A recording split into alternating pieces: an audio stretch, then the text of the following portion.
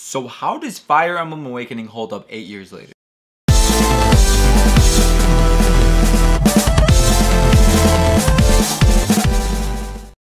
What up, Wolfpack, and welcome to the first video where we go back on an old game that came out years ago and review it right now and see how does it hold up today in 2020. Now this series is a great excuse for me to go back and play old games that I've never touched before. You know, we all have those old games that we've heard great things about it, but we've just never had a chance to play them. Life happens, so many games are constantly coming out, which I'm so grateful for, but you all have to have a game or two that you have never had a chance to play, but you've always wanted to. So that is what we're going to do today. We are going to take a look at Fire Emblem Awakening, and we're going to see how does it hold up now in 2020, 8 years later. So the first time that I played this game was actually about 3 years ago, but even by that time, that game had already came out 5 years prior. I had a friend who has always been a longtime fan of the Fire Emblem series, and he had been bugging me about trying out this game. Now if I'm being completely honest, I went into this game thinking, I'm gonna give it a shot, but I'm not gonna get my hopes too high. I had no clue what I was getting myself into. Fire Emblem has now become one of my top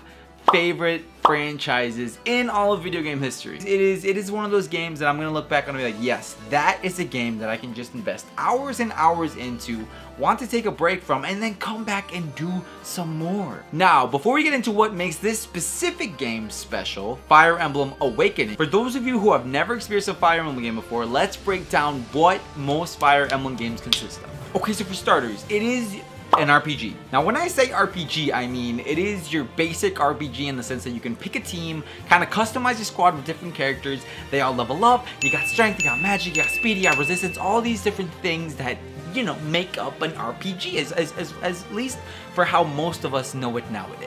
So take that whole aspect and couple it in with a strategy game. So I personally can say that I've never quite played a strategy game like this. When you have a board and essentially you have different turns where you can move your characters and, you know, the enemy characters get closer to you, they eventually engage into a fight, and based off of the characters that has the stronger stats, that's going to define who's going to win that battle. Now, one factor that really drives and makes this game very interesting is every time you level up, you have to pray to the RNG gods. It's not like any other games where you get to choose what stats you want to go up, or where you kind of have a set base by this level, you're going to have this much strength, and by this level, you're going to have this much speed or whatever. Every time you level up, what stats go up are random. You could have one of those beautiful level ups where your character levels up and they get +1 to every single skill that you have on your character, and even if you get lucky enough, you get +2 to a skill, or maybe health. Or you can get one of those level ups where just one little measly point goes up in something and you're like, dude, that was such a waste of a level up. Like, it really makes you want to just reset the game and start it from the last save just to level up again. You're in the hopes that you can get more stats than just one. And it's also really cool because if he or she goes up by 1 stat, they'll say a little comment like, oh, I feel like I could have done better. And then if they go up in a lot of stats, or, you know, even like medium stats, they say something like, oh, I feel myself getting stronger already. Ha ha.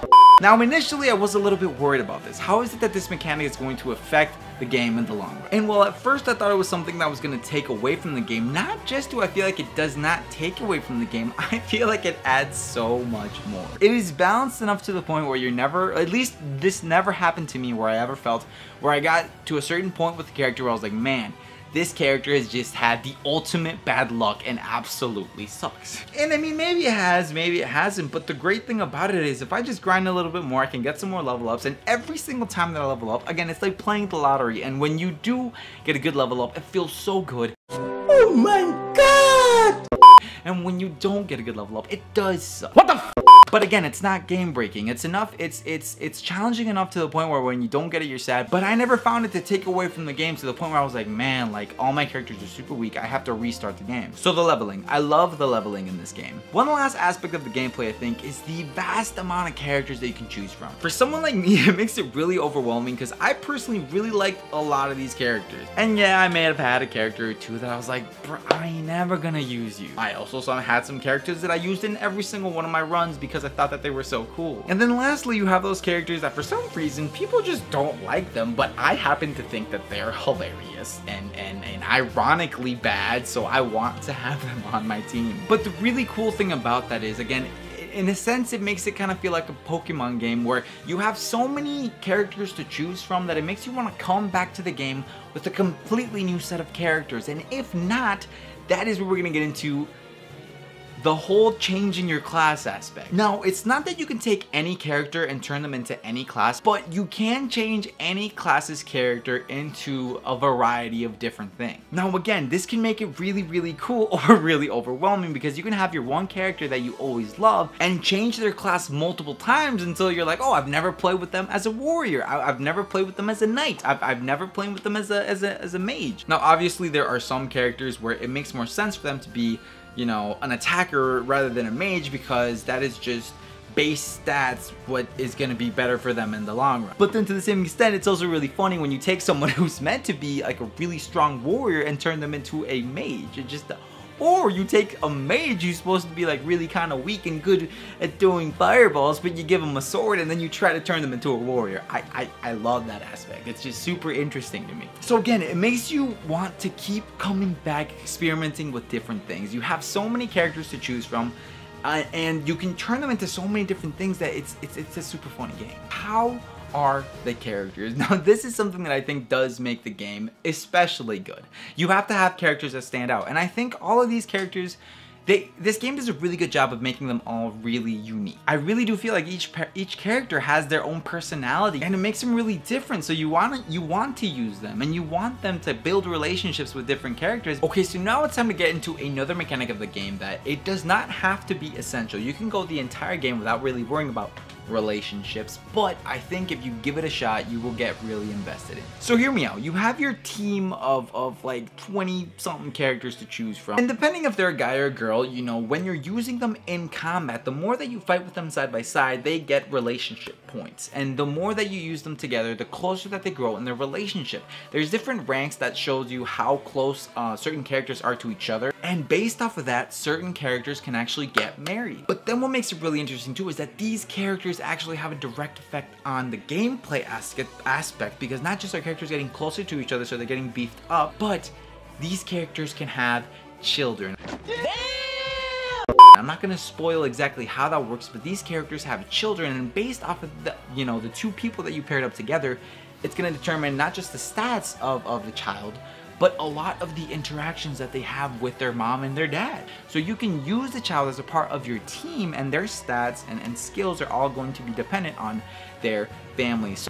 So I think this game nails it when it comes to that. As far as it goes to characters, I think, you know, they're all quirky and funny and serious, and you have the serious characters that say funny things every now and then you have your really silly characters who just they make the serious characters say funny things, and it's just great. So this kind of leads me into the story aspect, and how good is it in that sense? Well, you have good characters, and I think that is key in making a good story, or at least in making the story more enjoyable. Now, as far as the story goes, I mean, I'm not saying you're gonna get something like The Last of Us quality. Like, it's not the story that's gonna keep you coming back to this game. At least it wasn't for me personally, but I do like that it has this anime-ish style feel to it. And again, it is a Nintendo game. You're not gonna come across anything too serious. The game knows when to be serious, and you know, most of the time it's not that serious. It's quirky, it's funny, it's silly. But the game is not afraid to kill off certain characters. Which brings me to a very interesting mechanic, which is there's two ways to play this game. You got casual mode and you got classic mode. Now, obviously, you've probably already heard, if you've watched anything else related to Fire Emblem, this is what makes the game so special. Where if you lose a character while you're in a certain stage or map, that character's gone. They're dead. And if you don't reset your game, you're gonna move on to the next chapter of the story, the next world or whatever, and that character's just donezo. It makes you care for these characters a little bit more. And when one of them does die, and you really don't want to lose them, so you reset, or you're like me where you just don't want to lose anyone, so anyone who dies, even if you're not planning on using them that playthrough, you reset the game because you want to end the game with as many characters as you possibly can. So yeah, story, again, it's not anything crazy, overboard, but I will say this, the cutscenes are beautiful, especially on, if you're playing the game on like a 3DS XL or even a 2DS XL, which is what I have. Great, beautiful. They look absolutely amazing for being a DS game. I was very impressed when I was looking at some of these scenes, and I think that they really do add to the story. It's not just, oh, look at me, I'm pretty. It's like, oh, look at me, I look pretty. And this is usually when cool stuff is about to go down, or emotional stuff is about to go down in the story. So what makes Fire Emblem Awakening different from the other Fire Emblem games? This is the first game where they actually introduced the whole children mechanic. I know that they have that in games that come out after it, but this is the first game that did that, and I think it was beautiful. Not just that, but I think this game was a huge leap. This was actually, from what I've learned, the last Fire Emblem game that was supposed to come out. But I think what makes Fire Emblem Awakening unique, yes, the children aspect, even though that can be experienced somewhere else, it gets extra kudos points because it's the first Fire Emblem game that messed around with that mechanic, and it is amazing. If you are going to start with a Fire Emblem game, I do recommend starting with Fire Emblem Awakening. The ones before that, they don't look as pretty, and they don't have a lot of the mechanics that I think now stayed in all the newer games. And again, it's just a great way to get started on the series. And then from here, if you really want to go back and play the old games, full send it. But if you've never touched them, this is a great game to start with. So to answer our burning question, how does Fire Emblem Awakening hold up 8 years later? Once a good game, always a good game. Of course, this is hugely dependent on the kinds of games that you are into, but after watching this video, hopefully you got a good vibe as to what this game is like, and then from that you can decide whether or not you are interested in this game or not. But as far as how it holds up in 2020 compared to other games, I think it holds up amazingly. You know, it's not one of those games that looks too old to the point that you're like, no, like I just can't do it. But in a way, when you look at the little 8-bit style, at times you can be like, oh, okay, like I can see how it's an older game. So I personally love the game, and again, something that makes Fire Emblem Awakening special is the fact that it makes you feel like you are a part of the story, but it doesn't make you feel like you are the whole story. Fire Emblem Awakening 2020 gets my stamp of approval. Good game. So hopefully you all enjoyed this video. Please leave a like. If you all have any suggestions of games that you would like for me to review now in 2020 to see how does it hold up after I don't know how many years later, please leave a comment down below and I will definitely give it a shot. Other than that, don't forget to hit that subscribe button. We got one of the most coolest, positive, awesome gamer groups on YouTube. And yeah, thank you all so much for watching. I will see you all next time. Cool, fag. Yes.